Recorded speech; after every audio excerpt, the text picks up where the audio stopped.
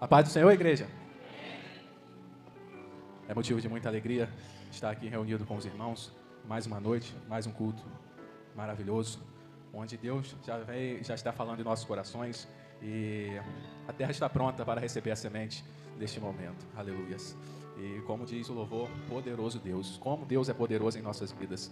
Aleluias. E para não tomar muito tempo, que a hora já é avançada, a mensagem, a meditação, gostaria que os irmãos pudessem estar abrindo as Bíblias no livro de Josué, capítulo 6. Livro de Josué, capítulo 6, do versículo 1 ao 5 e depois ao versículo 20.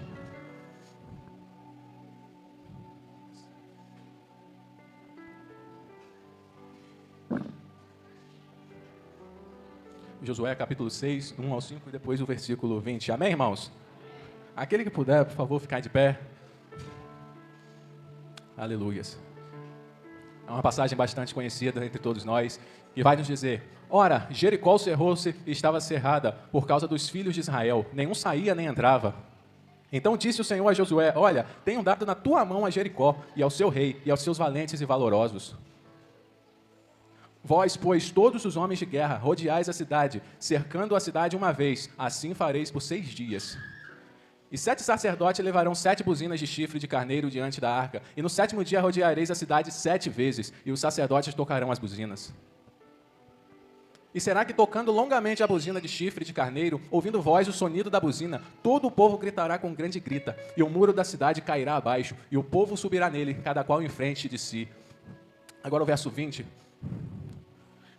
apenas para encurtar, que o povo irá fazer tudo isso que foi ordenado. E no verso 20 vai acontecer: gritou, pois, o povo, tocando o sacerdote as buzinas. E sucedeu-se que, ouvindo o povo o sonido da buzina, gritou o povo com grande grita, e o muro caiu abaixo, e o povo subiu à cidade, cada qual em frente de si, e tomaram a cidade. Podem se assentar glorificando o nome do Senhor, irmãos. Aleluias.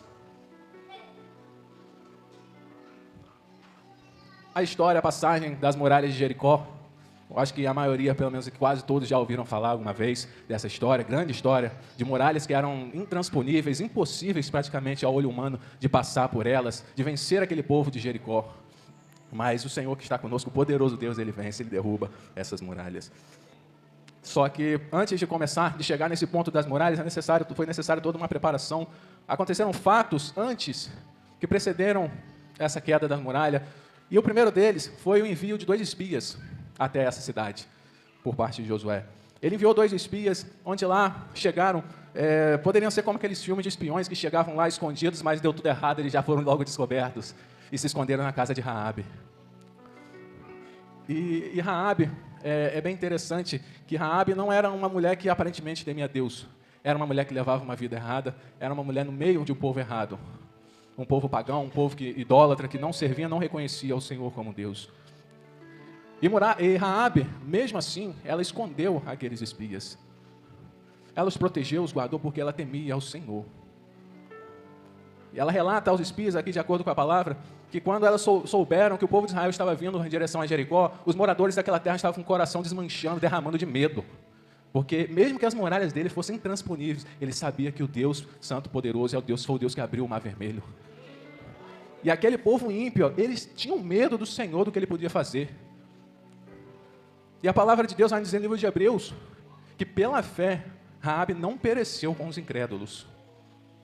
Não sou eu que estou dizendo, mas a palavra do Senhor vai dizer isso em Hebreus.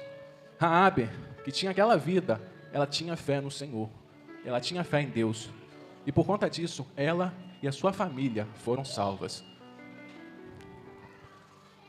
Raabe, quando temeu ao Senhor e escondeu os espias na casa dela, os soldados vieram atrás, porque eles já sabiam, já tinha chegado aos ouvidos do rei.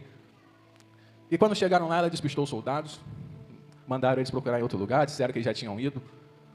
E depois que eles se foram, enviou os espias de volta e fez uma aliança com eles. Uma aliança porque ela tinha fé, ela tinha confiança no Senhor, nos homens de Deus. Será que nós temos passado essa confiança para as pessoas do mundo? Será que as pessoas olham na gente assim como Raabe viu aqueles espias? Ela confiou a vida dela e a família dela na mão deles. Primeiramente no Senhor, mas confiou nele, estava diante deles. Nós temos sido testemunhas do Senhor na vida dos outros, seja na nossa casa, seja no nosso trabalho, escola. Será que as pessoas, quando veem a gente, veem a Deus? Quando eles veem a gente, eles sentem a confiança na gente? E depois que os espias voltaram, e é muito interessante lembrar, porque Deus Todo-Poderoso, muitos podem até questionar, por que Deus não revelou a Josué em vez de mandar 2 espias? Poderia simplesmente, em vez de botar a vida daqueles homens em risco, revelar a Josué, algum profeta, os pontos, a entrada e saída, pontos fracos, pontos fortes de Jericó, sem precisar enviá-los. Mas pensem comigo, se aqueles 2 espias não fossem até Jericó, será que Raabe e sua família seriam salvos? Será que ela teria alguma oportunidade de fazer uma aliança com alguém do povo do Senhor? Muitas das vezes nós podemos questionar os métodos que o Senhor usa, mas nunca o resultado final. Muitas pessoas estão lá no mundo só esperando alguém chegar até elas. Só esperando alguém de Deus levar a palavra até elas. Às vezes podemos achar que é alguém que não tem jeito, não tem saída, como Raabe, cercada de um povo incrédulo, vivendo uma vida errada, de pecados. Mas quando os homens de Deus chegaram lá, ela demonstrou uma fé tão grande quanto os que são do povo de Deus. Há pessoas no mundo, em ambientes hostis, vivendo vidas de pecado, que estão precisando de gente, servos do Senhor, para levar a palavra até eles. E nós não podemos se acovardar, só porque Deus tem o poder, não quer dizer que nós não podemos botar a mão na massa e fazer a nossa parte. Devemos seguir adiante. E quando os espias voltaram, falaram com Josué, explicaram tudo o que aconteceu, e Josué ali pôde planejar, e planejar. E novamente, Deus poderia simplesmente derrubar as muralhas, mas não, Josué teve o trabalho de planejar tudo. Nós devemos fazer o possível em nossa vida. O impossível é com Deus. Não entregue tudo na mão de Deus. Deus, toma, faz. Eu entrego nas tuas mãos, eu não quero mais fazer. É necessário que nós façamos a nossa parte primeiro. E aquilo que nós não conseguimos fazer, sim, a gente entrega na mão de Deus. Porque Ele sim faz o impossível, Ele sim é poderoso. E depois de pronto, o plano de Josué, eles foram marchar em direção a Jericó. Só que no meio do caminho, nesse trajeto, tinha o Rio Jordão. E eles precisavam atravessar aquele rio. Mas como queria atravessar aquele rio? E o rio, a Bíblia vai nos relatar, estava em época de cheia. Imagina os irmãos forem atravessar o Rio Paraíba hoje. O Rio Paraíba seco, já é difícil, impossível de passar. Imagina se ele estivesse cheio. Como que aquele povo iria passar? Mas o Senhor deu a instrução a Josué novamente, o impossível é com Deus. A Arca da Aliança parou a mais ou menos 1 quilômetro de distância, numa cidade acima, e as águas amontoaram e não passaram, e o rio secou, e aquele povo pôde passar por o rio, louvando, adorando ao Senhor. E muitos daqueles que estavam lá, pode-se dizer talvez a maioria absoluta, ouviram histórias do Mar Vermelho se abrindo. Não viram o Mar Vermelho se abrindo, não passaram pelo Mar Vermelho, mas estavam diante da abertura do Rio Jordão. Às vezes nós ouvimos histórias do passado, que acontecia isso, acontecia aquilo. Eu gosto de conversar muito com um amigo meu sobre alguns temas, alguns debates, alguns vídeos que circulam. E certo dia, conversando com ele, nós vimos um vídeo perguntando por que Deus fazia tantos milagres vistosos antigamente, abria o Mar Vermelho, o Rio Jordão, coluna de fogo, e hoje não tem nada disso. Por que nós não vemos colunas de fogo, não vemos abrindo um rio, abrindo os mares? Por que nós não vemos mais esses milagres tão grandes assim? Na verdade, tudo é questão de pontos de vista. Talvez um milagre, para alguns, seja tão grande quanto a abertura do Mar Vermelho. Uma pessoa que está no leito da morte, e Deus dá vida a ela novamente, para ela é um milagre tão grande quanto a abertura do Mar Vermelho. É um milagre tão grande quanto cair as muralhas de Jericó. Tudo depende do ponto de vista. Deus de antigamente é o mesmo Deus de hoje.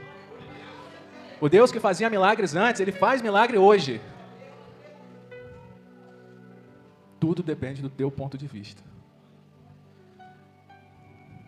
Existe algo chamado algoritmo, que, resumindo de forma grosseira, é quando você vai pesquisar alguma coisa na internet, um tênis, por exemplo, para comprar, e fica ali olhando o tênis, olhando no site, no outro, e depois desiste, sai, e quando você vai entrar em uma outra rede social, aparece lá um anúncio do tênis. Você vai em outra rede social, aparece mais tênis, mais tênis, mais tênis. Aquilo quer dizer que a internet, o algoritmo entendeu que você está querendo comprar um tênis. Então ele vai lá e começa a te mandar, olha, ele está querendo comprar tênis, e manda anúncio de tênis para você ver. Quando você começa a assistir determinados vídeos, determinados assuntos, seja no YouTube, seja no Instagram, seja onde for, é recomendado cada vez mais vídeos daquele assunto que você viu. seja de culinária, seja de louvores, vai aparecer cada vez mais isso. E assim é na nossa vida. O que você busca, o que você procura é aquilo que vai aparecer na sua vida. Se você procura a discórdia, procura ódio, contenda, é isso que você vai ver na sua vida. Se você procura amor, paz, mansidão, procura a palavra do Senhor, você verá o Senhor na sua vida. Tudo depende daquilo que você procura. Muitas das vezes, nós saímos de casa, na rotina, para o trabalho, vamos, voltamos, vamos para a escola, voltamos. Normal, todos os dias, parece até uma rotina. E às vezes não vemos o milagre que Deus faz na nossa vida. Enquanto você sai de casa todos os dias e volta, todos os dias tem alguém que sai de casa e não retorna. Enquanto todos os dias você volta para a sua família, todos os dias tem alguém que não volta para a sua família. E é aí que você vê as mãos de Deus. O servo de Eliseu, ele não via nada. Estava aterrorizado. Mas quando ele abriu os olhos, ele viu que estava cercado nas colinas de cavalo e carruagem de fogo. O exército do Senhor estava ali. Tudo depende do teu ponto de vista. O que você quer enxergar? Quer ver o lado ruim das coisas? Quer ver o copo vazio, meio vazio? Ou quer ver as coisas boas? Quer ver o copo meio cheio? Em tudo dai graças ao Senhor, seja no pouco ou seja no muito. Em tudo dai graças ao Senhor. E seguindo mais adiante, até chegar nas muralhas, o povo de Jericó já estava lá desmanchado de medo, aterrorizados, porque o povo do Senhor tinha chegado lá. E o povo não simplesmente não chegou invadindo, Deus não chegou derrubando as muralhas logo de cara. Ele poderia, com certeza, mas seria muito fácil. Então aquele povo, por 6 dias, rodearam uma vez em cada dia as muralhas. E no 7º dia, rodearam 7 vezes. Mas por que isso? Obediência. Deus ordenou para que fizesse aquilo, e foi feito. Quando Deus ordenou, foi feito. As trombetas soaram, e eles gritaram, e as muralhas caíram. Será que as muralhas caíram porque eles deram as voltas? Porque as trombetas tocaram? Porque eles gritaram, a muralha caíram por causa disso? Não. Porque eles obedeceram ao Senhor. Devemos buscar questionamentos ao Senhor, o que Ele tem feito, o que Ele te pede para ser feito. Pode parecer coisas pequenas, coisas inúteis às vezes, mas Ele quer a tua obediência. E dentro daquelas muralhas estava o objetivo deles. Dentro daquelas muralhas podem estar os seus sonhos, os seus planos, seus objetivos. Mas entre eles e vocês tem uma muralha. E que nós às vezes não conseguimos passar. Mas nós temos um Deus poderoso que derruba elas. Isso se obedecermos a Ele. E quando aquele povo quando Deus derruba as muralhas, aquele povo invade a cidade e toma. O ouro, a prata, o bronze, era tudo para o Senhor. E aí vai um cuidado, um alerta. Deus nos dá a bênção, mas cuidado o que vamos fazer com ela. Porque muito tempo se passou. Um homem tinha pegado aquilo que era do Senhor. Tinha pegado um tesouro escondido. E depois de muito tempo se passou e aquilo foi revelado. Ele conseguiu esconder dos homens, mas não conseguiu esconder de Deus. Aquele homem cujo nome era Cã, ele e sua família, por conta disso, eles foram apedrejados. Porque eles roubaram o que era do Senhor. A tua bênção, quando vier, depois de muita luta, sacrifício e milagre do Senhor, não tire o que é de Deus, que é a honra e a glória. Não tome para si, mas dá a quem é de direito, que é do nosso Senhor. Deus não precisava de ouro, prata, bronze. Deus também não precisa que nós o adoremos. Ele não precisa da gente, somos nós que precisamos dele. Se nós adorarmos, buscarmos, glorificarmos ao Senhor, sim ou não, Ele vai continuar sendo Deus. Mas o que será de nós se tomarmos o que é dele?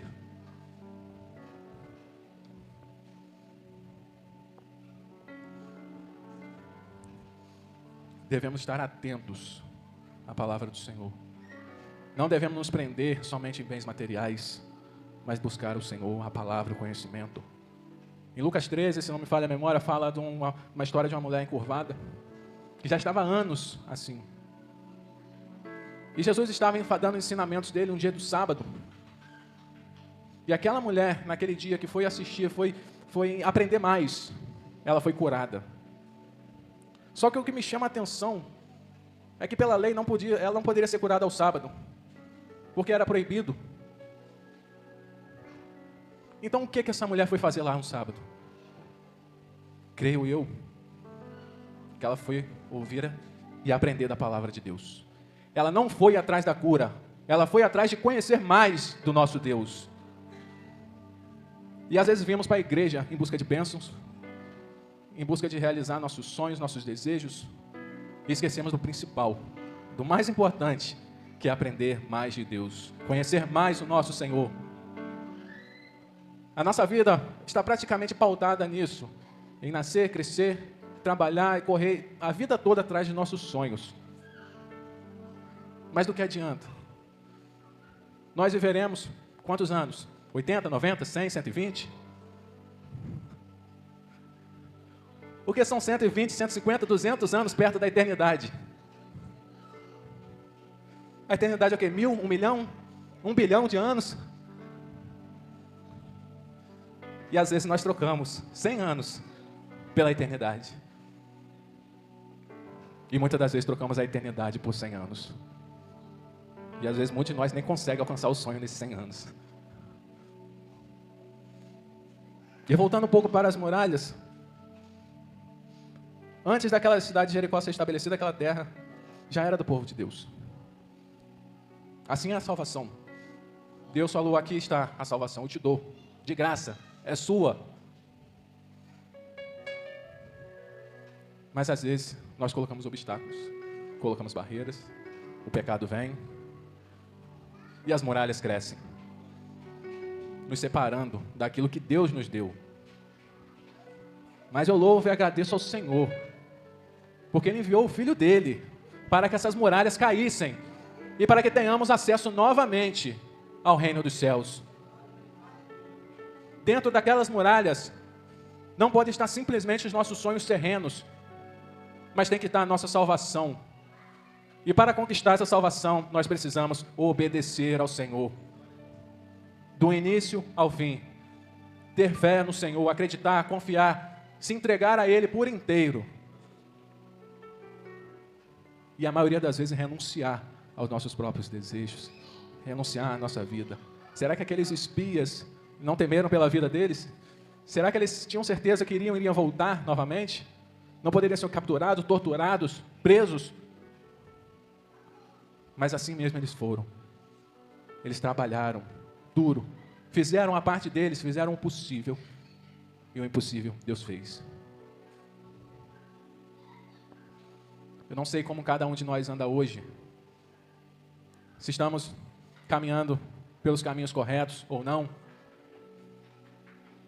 mas para Deus tudo é possível.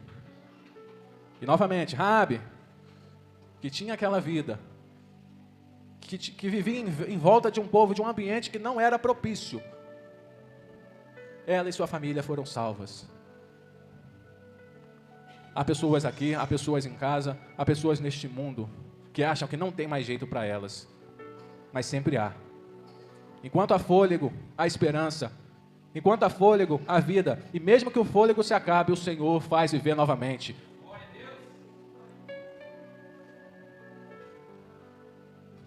Precisamos ver tudo com clareza, com entendimento.